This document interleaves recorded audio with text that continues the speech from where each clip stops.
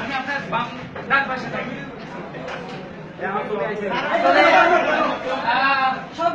তোমাদের সাথে আমি বেশি সময় দিতে পারলাম না, বুঝতে পারতেছো। আজকে সব থেকে বেশি সময় আপনি ভালো লাগলো আমার।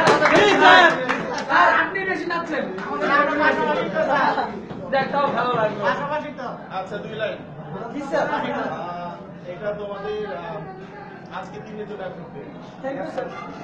বোঝাতে কি পেরেছি তোমাকে যেটা বিরহনীত সেই সুর বাণীটা, যখন আমি থাকবো না তোমার মাঝে আমায় পাবে গীতি কবিতা মাঝে, যাবার বেলায় শুধু সান্ত্বনা নয় কান্না,